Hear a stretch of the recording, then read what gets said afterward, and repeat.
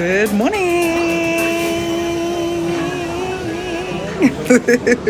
It's day 3 in Canada. I'm losing track of time. So today I feel like, yeah, the jet lag is really setting in. As you guys can hear, even my voice is not really voicing, but that's probably because we were also screaming yesterday. So let me not even say it's the jet lag. But yeah, guys, it's day 3. Today is day 2 of the summit, even though it's day 3 in Canada. But yeah, guys, today is going to be hectic. So lots of work to do today, lots of workshops, lots of impactful conversations. So I'll try and share, bits and pieces of that where I can. But yeah, today we're having the hard-hitting conversations. The fun is done now. Time to get serious and time to get to work. So yeah, guys, I'm gonna try and share as much of that as I possibly can, but join me. I think it's gonna be an interesting one. I'm with one of my people who work in my company, but in India. I'm with her today. So yeah, just gonna find my way around. But your girl is super organized. So all the workshops I want to attend, I've put them in my calendar. I have reminders. I'm set, I'm ready to go. So let's do this.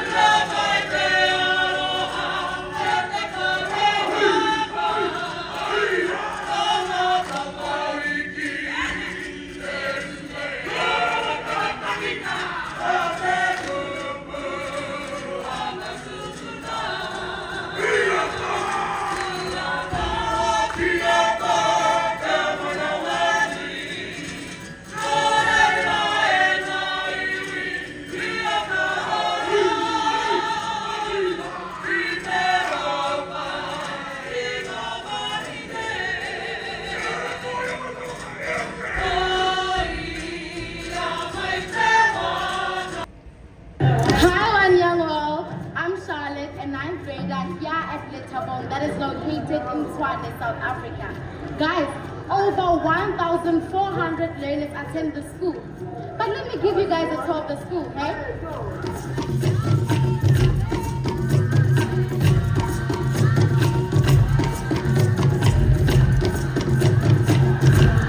So now this is our new kitchen. For us, school is more than just education. The school has given us an opportunity to grow up in a safe environment, receive quality education, and gain exposure to universities for a brighter future. Let's go to my principal, who will be telling you more about this at the One Young World. Okay. Ma'am, I'm really concerned about the time. It's time for you to fly to Montreal. Oh, I nearly missed the time. Yeah. Home, it's a public school. It has 1,400 learners. It's a high school. It's a no-fee paid school. The biggest challenge that is facing me as a principal of a high school is changing lives of my learners through education. Why am I saying it's a challenge? Changing their lives through education. It's because most of them come from underprivileged backgrounds. Some of them don't have parents. They stay with their grannies. Some are staying alone. It's child-headed families. These are kids. These are learners who don't know the word I love you, because back home, nobody tells them. Hence, I've taken it upon notes. Learners don't learn from people who don't love them. Hence, as a school, we create warmth. We create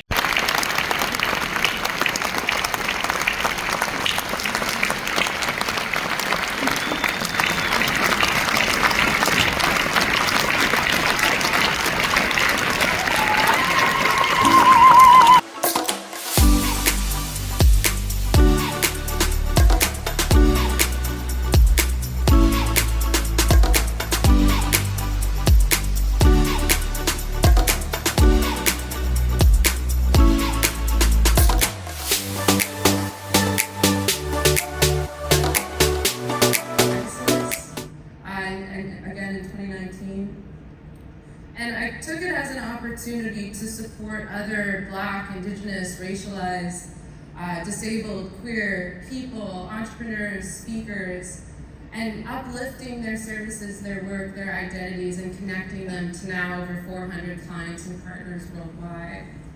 And at the center of my work, with my entrepreneurs, with the entrepreneurs I get to work with, myself, is positioning lived experience as not only something we have to overcome, but as a source of our qualifications. Now, hear me out. When I was 22, I was leading these high-profile policy negotiations between the G7 ministers and their corresponding youth delegates. And in this moment of desperate authenticity, as ministers were trying to dismiss a policy point we were trying to get onto the agenda ahead of the global G7 summit. Punitive action is not always the only solution, but it's necessary for prevention. In the case of the Gambia, we saw that in 2015, the Gambia passed a law against female genital mutilation, and then this year, we have conservative religious leaders that came out and said that that law infringes on their religious right, and because of that, they want to take away the law. And for us as activists and and survivors and women from our community, it was important that our voice was heard. It was important that our community and our elders understood that this was not a Western agenda, but our fight is because of our own lived experience and ensuring that the life that we were handed down is different from the future that we hand down to our children and our grandchildren. So I think it's looking at a holistic approach to dealing with these issues rather than picking single focus issues that women are impacted by, because what we saw in the Gambia and what we are seeing in places like Iran as well as in Somalia, you know that it's not about FGM.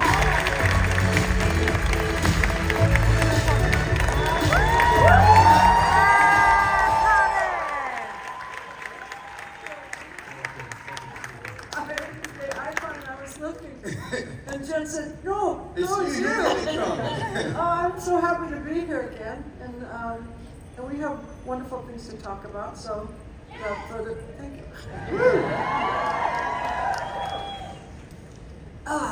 Sounds so fun. And joining her remotely is without question the most preeminent zoologist of the last century, Dr. Jane Goodall.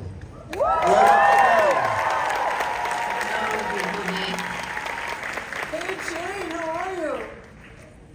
I'm in the middle of a crazy tour which is exhausting me, but it's going very well. Thank you. Very lovely to see you again, Jane. It was a wonderful birthday party the other night. I'll never forget what fun it was. I don't know. But animals and humans, you know, sometimes the animals are much better people than we are. You know, so I would say that no one really understands how intelligent and how caring.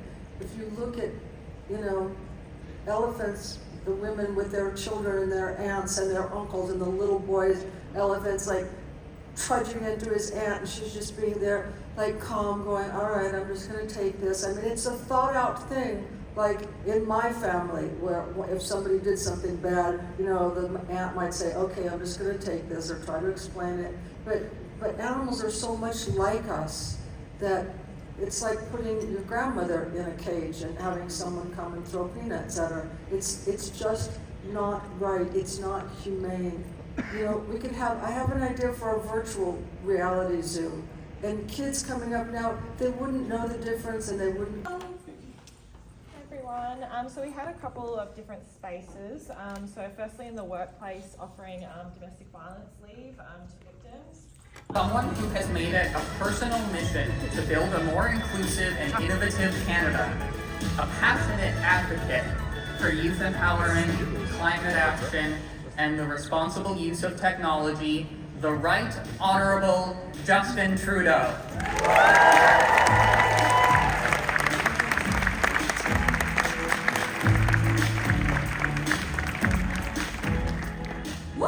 But we've had an advantage for a long time in thinking about that, and you at the center of that.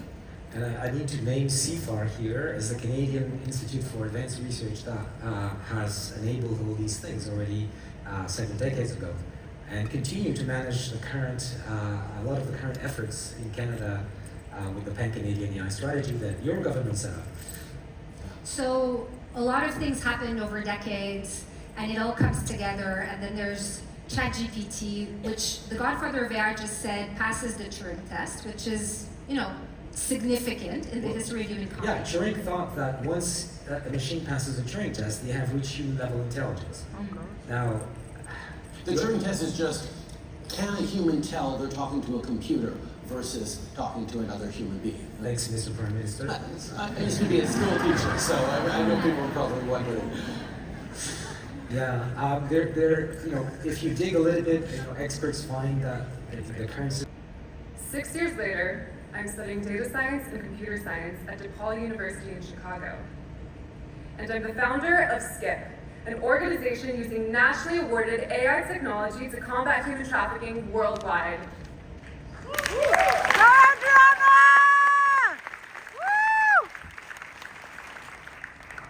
The trade in human beings is a global crisis, affecting 27.3 million people around the world. And much of this trafficking is shrouded in secrecy. Less than 1% of these cases are detected and successfully addressed. In the US alone, only about 10,000 victims are rescued each year out of potentially millions of cases. The situation is only getting worse as traffickers become more sophisticated in using technology and online platforms to exploit their victims. Law enforcement agencies face overwhelming challenges. A single case can take an average of 38 months to investigate. Hey guys, sorry, can I just say a very funny story? So basically in Canada they have gender neutral bathrooms, right? So yeah, you would know, obviously, because of the rise in LGBTQI plus rights, and because we're basically at a Congress where we're trying to tackle, you know, some of the issues around segregation, diversity, etc. They chose a venue that has inclusive bathrooms as well. So they have a gender neutral bathroom. And the funny part of the story is that all the other bathrooms, like the females' bathrooms, because obviously I identify as female, the female bathrooms had long as queues. Gender neutral bathroom, no queue. So I was like, this makes no sense. Why not just go to the gender neutral bathroom? Which is exactly what I did. So obviously it can be used by people who identify either as female, male, non-binary, etc. It can be used by anyone, right? So that's why it's gender neutral. So literally I just went in and I used that bathroom. There was no queue, quick in and out, just like that. But it's so funny because I was like, yeah, the world still has a long way to go. Like, you would think because it's Canada and it's a first world country, they're more progressive than South Africa. But I mean, even here, you know, there's still stereotypes like that where people wouldn't use gender neutral bathrooms. So yeah, very funny and quite an experience. I enjoyed that.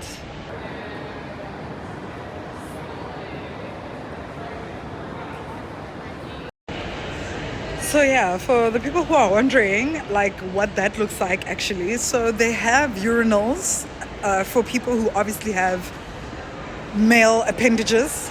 Not gonna say the word, whatever. So yeah, they do have urinals for people who have male appendages, and then they obviously have like a toilet cubicle as well.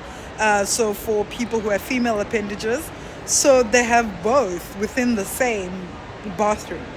So, but obviously, having said this, I understand in South Africa, given that we have so much crime and violence and we have so much sexual assault cases and stuff like that, it wouldn't necessarily work.